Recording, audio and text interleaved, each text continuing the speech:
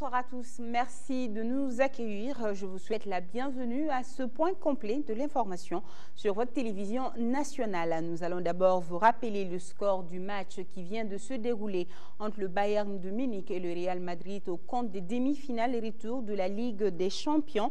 3-1 au tir au but. Le tableau de la finale est donc connu. Ça sera Chelsea contre le Bayern de Munich. Un match qui se jouera le 19 mai à Munich, à suivre bien sûr sur le RTM. Le président de la République par intérim, professeur Djonkouda Traoré, a quitté Bamako cet après-midi pour Abidjan, en Côte d'Ivoire. Le chef de l'État par intérim participera à la session extraordinaire des chefs d'État et de gouvernement de la CEDEAO.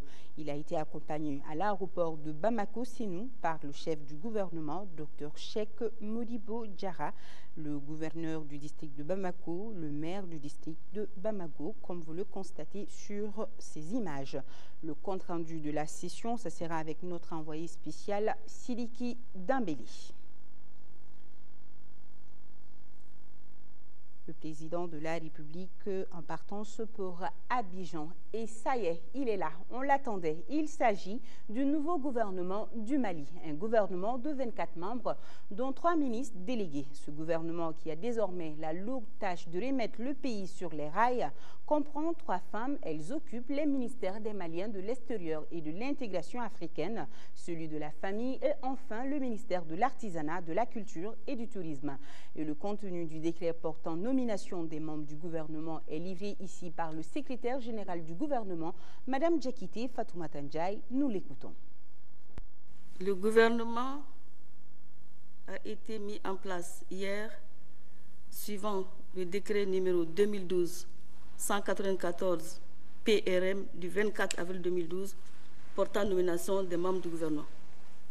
Le président de la République, vu la Constitution, vu le décret numéro 2012-193 PRM du 13 avril 2012 portant nomination du Premier ministre, sur proposition du Premier ministre, décrète, sont nommés membres du gouvernement en qualité de ministre d'État, ministre des Affaires étrangères et de la coopération internationale, Sadio Laminso, ministre de l'économie, des finances et du budget, Tiena Koulibaly, ministre de la Défense et des anciens combattants, colonel-major Yamoussa Kamara, ministre de la Sécurité intérieure et de la Protection civile, général Tchefin Konaté, ministre de la Fonction publique, de la Gouvernance et des réformes administratives et politiques, chargé des relations avec les institutions, Mamadou Namouri Traoré, ministre de l'administration territoriale, de la décentralisation et de l'aménagement du territoire, colonel Moussa Sinko Koulibaly, ministre du commerce, des mines et de l'industrie, Amadou Touré, ministre de l'agriculture, de l'élevage et de la pêche, Moussa Léo Sidibé, ministre de la jeunesse, du travail, de l'emploi et de la formation professionnelle, Mamadou Diakité, ministre de la Santé, Soumana Makadji, ministre de l'Éducation, de l'alphabétisation et de la promotion des langues nationales, Adama Wan, ministre de la Justice, garde des Sceaux, Malik Koulibaly, ministre des Maliens de l'extérieur et de l'intégration africaine, Madame Traoré Urokia Gikine, ministre de l'Action humanitaire, de la solidarité et des personnes âgées, Dr Mamadou Sidibé, ministre de la Famille, de la promotion de la femme et de l'enfant, Madame Alouata Ishata Sahi, ministre de l'Énergie, de l'Eau et de l'Environnement, Alpha Bokar Nafo, ministre de l'Artisanat, de la Culture et du Tourisme, Madame Diallo Fadima Touré, ministre de la Communication, de la Poste et des Nouvelles Technologies, porte-parole du gouvernement, Amadoun Touré, Ministre de l'Équipement, des Transports, du Logement et de l'Urbanisme, Mamadou Koulibaly. Ministre de l'Enseignement supérieur et de la Recherche scientifique, Aruna Kanté. Ministre des Sports, Amey Founé Mahalmadan. Ministre délégué auprès du ministre de l'Économie, des Finances et du Budget, chargé du budget, Marempa Samoura. Ministre délégué auprès du ministre de la Fonction publique, chargé des réformes politiques et des relations avec les institutions, Yacouba Diallo. Ministre délégué auprès du ministre de la Jeunesse, du Travail et de l'Emploi et de la formation professionnelle, chargé de la jeunesse et de la formation professionnelle, Bruno Maïga. Le présent décret sera enregistré et publié au journal officiel Bamako le 24 avril 2012. Le président de la République par intérim, professeur Dioncounda Traoré, le Premier ministre, Cheikh Mohamed Abdoulaye Souad, dit Modibo Diarra. Je vous remercie.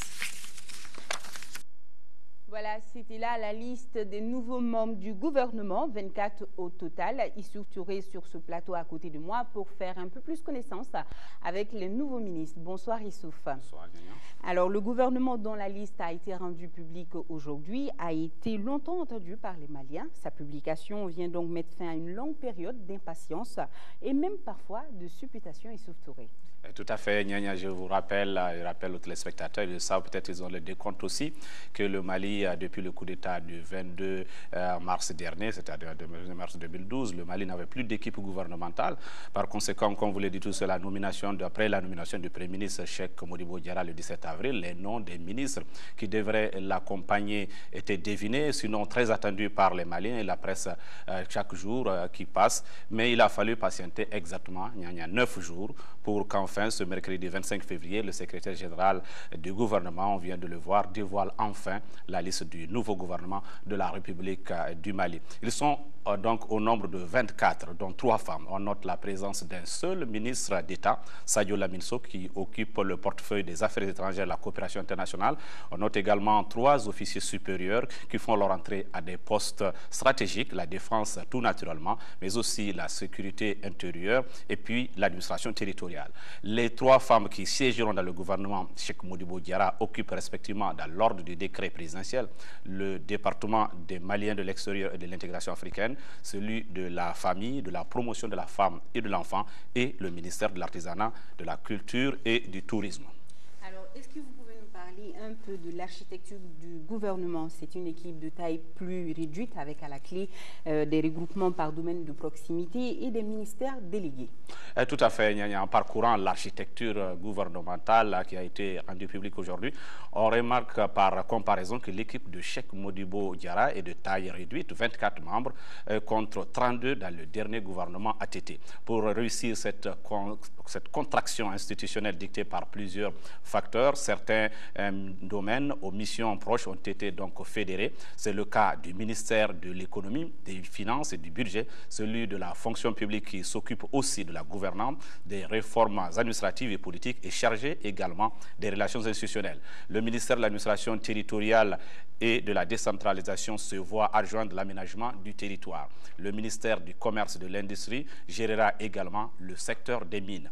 Et puis le grand département qui s'occupe du monde rural s'appelle désormais ministère de l'agriculture, de l'élevage et de la pêche. Le chef du département de la jeunesse va s'occuper aussi du travail, de l'emploi et de la formation professionnelle. L'énergie et l'eau rimeront désormais avec protection de l'environnement, tout comme l'artisanat, la culture et le tourisme ne feront qu'un seul département. Le nouveau ministre de la Communication récupère aussi la gestion de la poste, des nouvelles technologies, tout en restant porte-parole du gouvernement.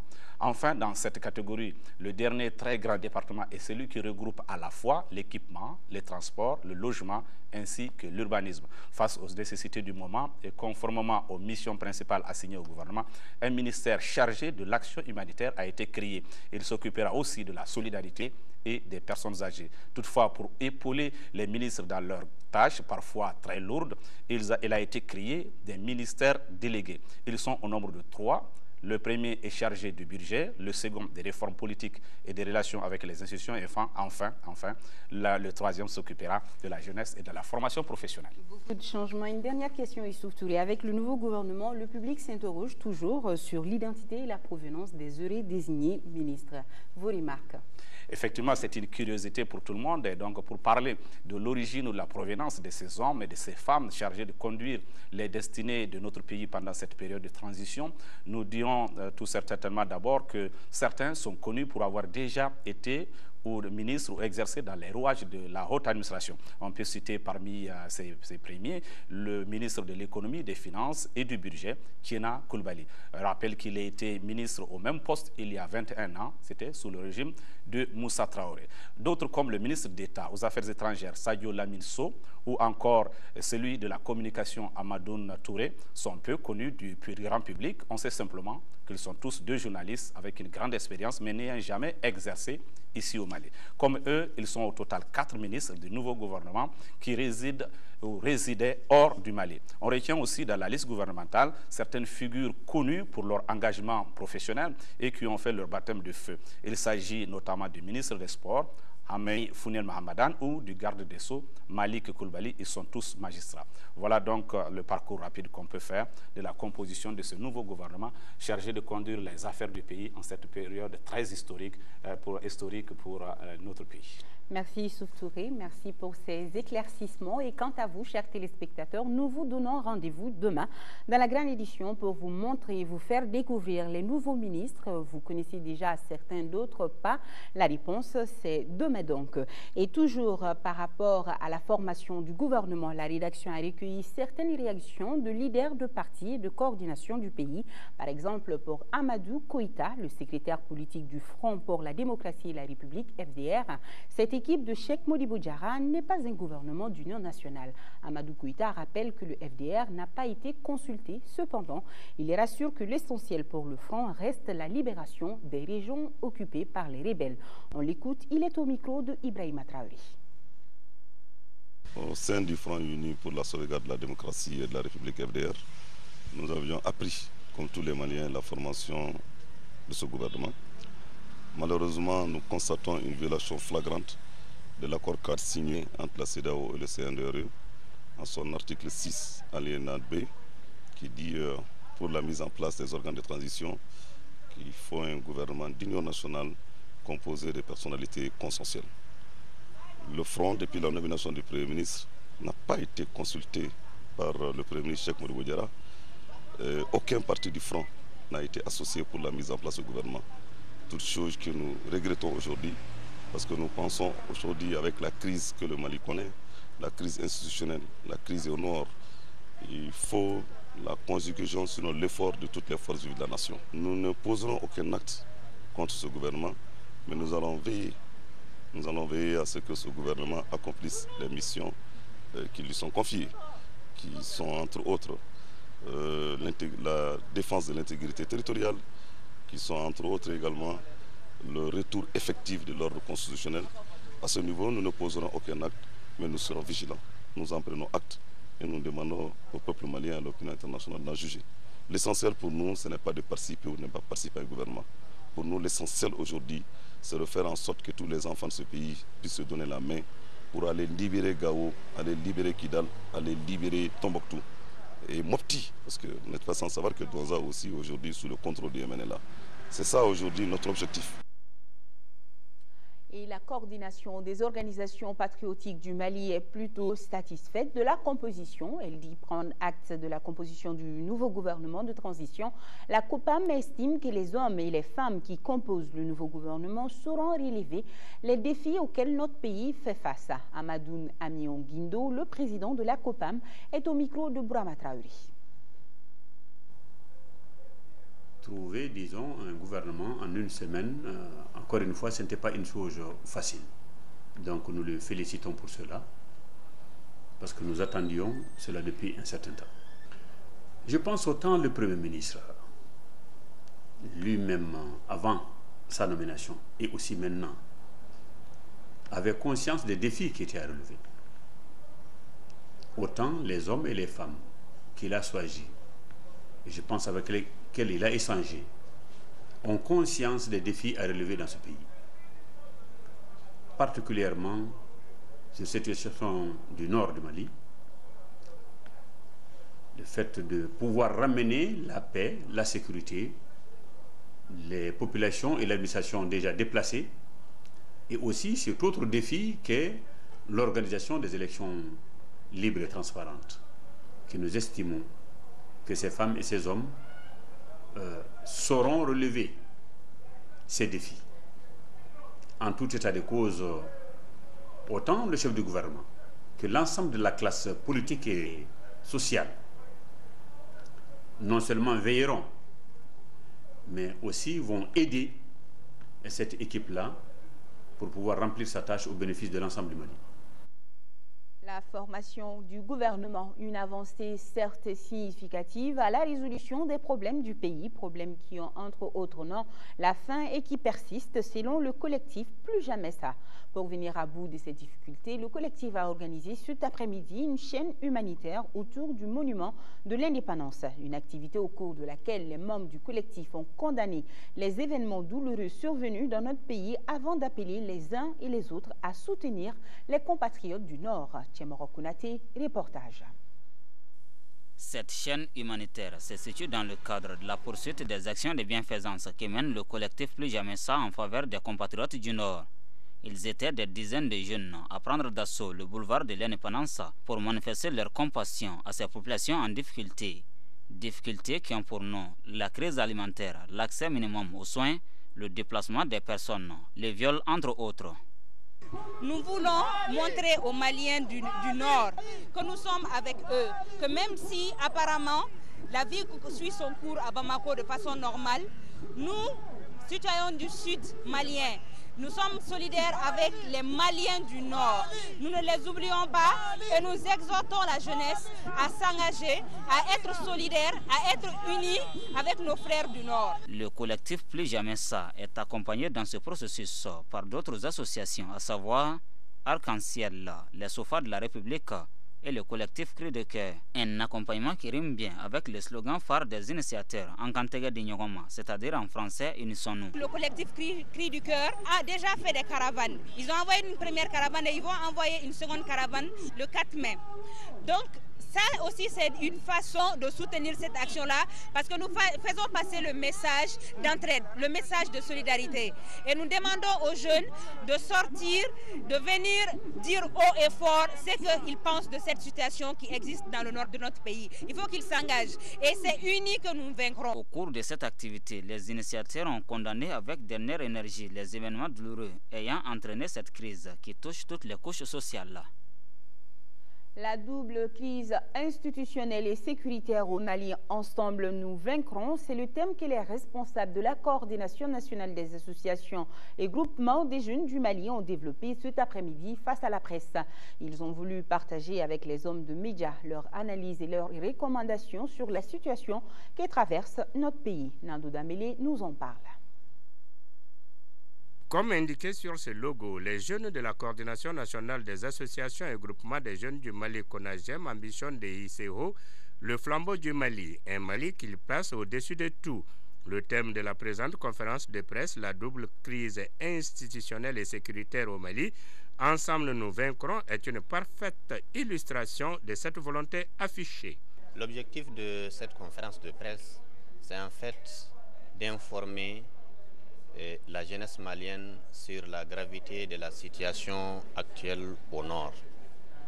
Nous savons que depuis un certain temps, la totalité de nos régions, en fait de la partie du nord, est sous occupation. Il se passe aujourd'hui des situations qui dépassent tout entendement. Et au niveau des médias, qu'ils soient nationaux et internationaux, il y a des déformations aujourd'hui qui se font entendre et nous nous sommes dit qu'en tant que jeunesse du Mali, nous n'avons pas le droit de rester les bras croisés. Devant les hommes des médias, Le conférencier a fait l'état des lieux de la crise qui sévit au nord du pays et de l'accord cadre signé entre la CEDEAO et les nouvelles autorités maliennes. Après l'analyse faite de ces deux sujets, la CONAGEM suggère d'abord la création des milices, ce qu'on appelle des milices locales. Ensuite, il y a un autre phénomène, c'est que la période scolaire est troublée. Certains de nos petits frères et sœurs se sont déjà retrouvés dans les zones du sud, un tout petit peu aujourd'hui sécurisé, qu'il y a lieu de les accepter en tant que tels, aussi bien dans les établissements publics que les établissements privés. Et appeler aussi aux autorités internationales, c'est-à-dire les autorités communautaires. La coordination prend enfin acte de la création du ministère de la Jeunesse, du Travail, de l'Emploi et de la Formation professionnelle. Elle interpelle à cet effet les nouvelles autorités pour une plus grande promotion et l'épanouissement de la jeunesse malienne par la mise à sa disposition de programmes adéquats de formation et d'emploi. Le comité d'appel islamique du Centre islamique d'Amdalaï, en collaboration avec les imams de la commune 4 du district de Bamako, a organisé ce matin une journée de prière et de lecture de Coran. Il s'agissait par cette journée d'implorer le Tout-Puissant Allah pour le retour de la paix et de la stabilité sociale dans notre pays. Aussi, la journée se voulait également une invite aux insurgés, notamment le Mouvement national pour la libération d'Azawad et Ansardine, au respect des valeurs cardinales de l'islam. C'était au Centre islamique d'Amdalaï ce matin. Journée de prière et de lecture de Coran. L'armée nationale continue de recevoir l'élan de solidarité des personnes et des sociétés de bonne volonté. C'est ainsi que cet après-midi, une cérémonie de remise de denrées alimentaires a eu lieu au camp Soundiata Keita de Kati. Il s'agit d'une tonne de riz, le geste du directeur de la société minière Hillstone Group. Une action patriotique saluée par le président du CNRDRE, le capitaine Amadou Aya Sanogo, a remercié au nom des forces armées de sécurité du Mali le généreux donateur. Une tonne de riz. Le bloc des alternances pour la renaissance, l'intégration et la coopération africaine Barika fait peau neuve avec un nouveau bureau exécutif national. Le bureau de 37 membres a été mis en place ce samedi au cours d'un congrès extraordinaire du parti qui s'est tenu à Bougouni. Le bureau sera dirigé par Senji Diakité pour une durée de 5 ans. Nos envoyés spéciaux à Bougouni, Amadou Ouattara et Aboubakar Traoré. Un seul point était à retenir de ce congrès extraordinaire du bloc des alternances pour la renaissance, l'intégration et la coopération africaine Barika. Il s'agit du renouvellement du bureau exécutif national. À travers ce bureau, le parti amorce un nouveau départ et ouvre ainsi une nouvelle page de son histoire. Nous venons de passer un camp dans la vie de notre jeune parti. Chaque organisation doit vivre de telles espérances pour mieux exister. C'est l'amour que les militants ont pour l'organisation peut aider cette dernière à suivre après un tel acte. Un bureau consensuel de 37 membres a été mis en place pour un mandat de 5 ans. Ce bureau sera dirigé par Senji Diakité, qui aura la lourde tâche de relever les défis qui s'imposent. Permettez-moi d'avoir une pensée sur le nord de notre pays, occupé aujourd'hui par les bandits armés. Le nord qui nous offre aux yeux du monde des images de tristesse, de désolation. Je voudrais rappeler ici que le Mali est un et indivisible, que la fierté du Malien ne peut accepter un tel sort pour ce beau pays qui est le Mali. Le Congrès en a profité pour amender les statuts et règlements du parti. Il a aussi décidé d'exclure 4 membres de l'ancien bureau pour des raisons diverses. L'actualité, c'est aussi la célébration de la journée mondiale de lutte contre le paludisme. La cérémonie s'est déroulée au camp Sundiata Keita de Kati. Elle avait au programme la distribution gratuite de moustiquaires imprégnés d'insecticides aux veuves victimes des conflits armés du Nord Mali. Cette 5e édition a pour thème « Préserver les acquis, sauver des vies, investir dans la lutte contre le paludisme ». Le reportage est de Selima Tandao. Selon l'annuaire statistique, au Mali, plus de 2 millions de cas cliniques de paludisme ont été enregistrés. Pour lutter efficacement contre cette maladie, le Mali s'est doté d'une politique nationale. Et voilà déjà 5 ans que notre pays célèbre la journée mondiale de lutte contre le paludisme, avec pour thème « Préserver les acquis, sauver des vies, investir dans la lutte contre le paludisme ». Cette journée a pour objectif de renforcer le plaidoyer et la mobilisation sociale autour des stratégies de lutte contre le paludisme en vue de minimiser son impact au sein de la communauté. La cérémonie qui nous réunit aujourd'hui, à savoir la remise gratuite de moustiquaires imprégnés d'insecticides aux femmes veuves victimes des conflits armés du Nord Mali par les établissements Bessako, est d'une part la parfaite illustration du caractère multisectoriel de la lutte contre le paludisme et d'autre part un acte de solidarité. Il s'agit d'un événement de haute portée pour le ministère de la Santé dans la quête permanente de la bonne santé de nos populations. Nous sommes très satisfaits de ce qui vient d'être fait, compte tenu du fait que c'est à des populations vulnérables que ces moustiquaires viennent d'être remises. Nous remercions encore une fois de plus les généreux donateurs et nous pensons que d'autres vont profiter de cette occasion pour faire aussi leur différence pendant cette journée mondiale de lutte contre le paludisme, que nous célébrons généralement en dehors d'une journée et nous atteignons une semaine, un mois. Le paludisme est perçu de nos jours comme un problème de développement et on assiste de plus en plus au renforcement du partenariat entre secteur public, privé et société civile. Chaque année, les journées mondiales de lutte contre le paludisme, je travaille avec le ministère de la Santé. Cette année, j'ai décidé de venir les femmes des veuves de conflits du nord du Mali, à Kati. En tant que Malien, en tant qu'opérateur économique, et quand on a quelque chose, on doit partager avec notre population. Au total, ce sont plus de 200 moustiquaires qui ont été remises à travers cette cérémonie, suivie d'une démonstration de réimprégnation de supports comme les moustiquaires déjà utilisés, les rideaux et traverses. Et nous profitons de cette journée internationale pour vous parler de l'impact du paludisme sur la santé et sur les économies nationales. Un impact extrêmement lourd en dépit des avancées enregistrées dans la recherche. Aucun vaccin réellement efficace n'est encore trouvé pour lutter contre le paludisme. D'où la nécessité absolue d'adopter certaines pratiques comme la fréquentation des centres de santé pour diagnostiquer et traiter rapidement le mal ou encore dormir tout simplement sous moustiquaires imprégnés d'insecticides toute l'année afin de prévenir le paludisme. L'impact donc du paludisme, un dossier signé Omar Koureichi.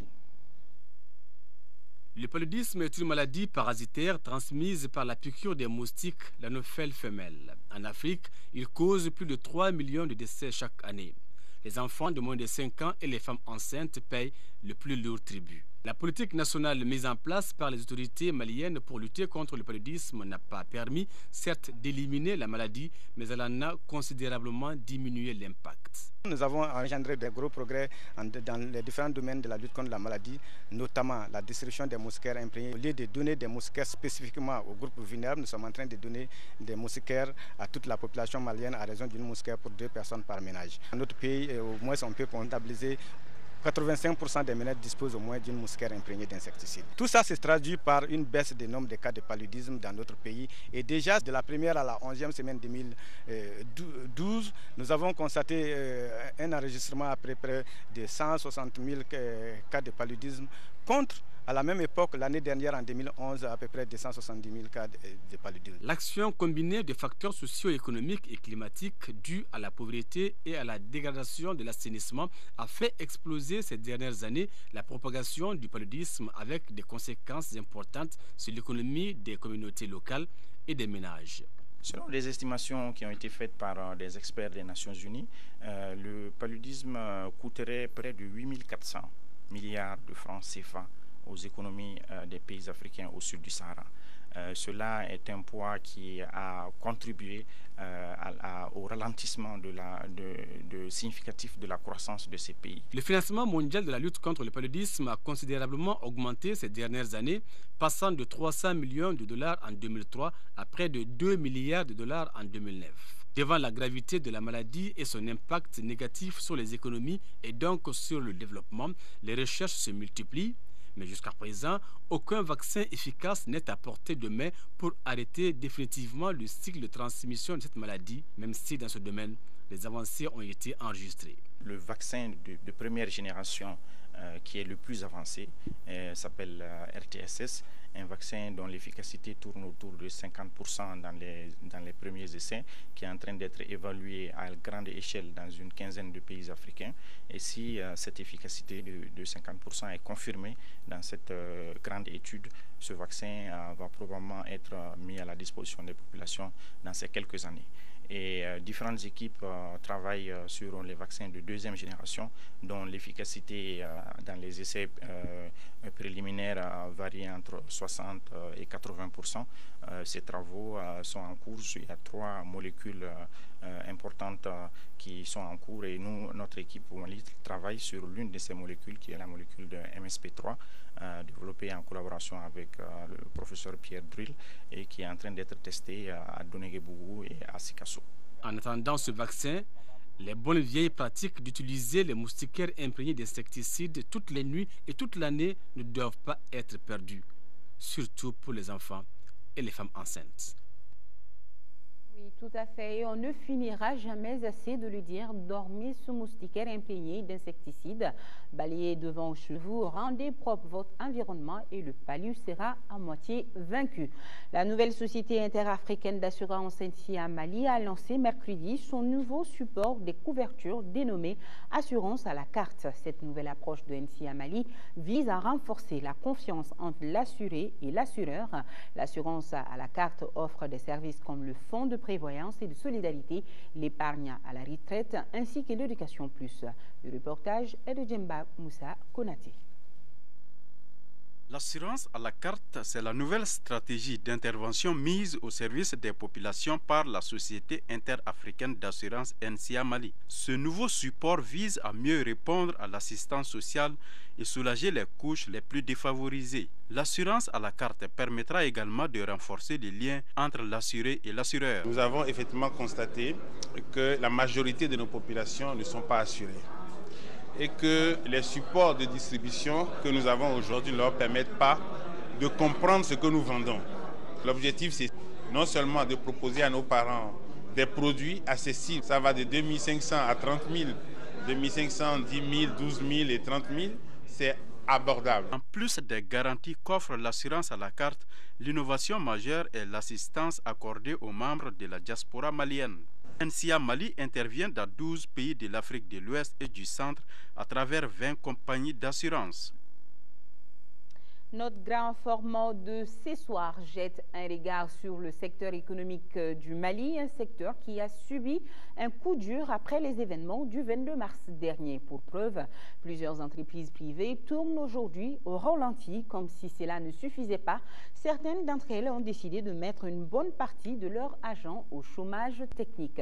Notre équipe de reportage a fait le tour de quelques entreprises au niveau de la capitale pour nous montrer leur quotidien, un quotidien bien morose aujourd'hui. Le dossier est signé Adama Keïta et Bourama Traoré. Bamako, la capitale malienne, retrouve son calme.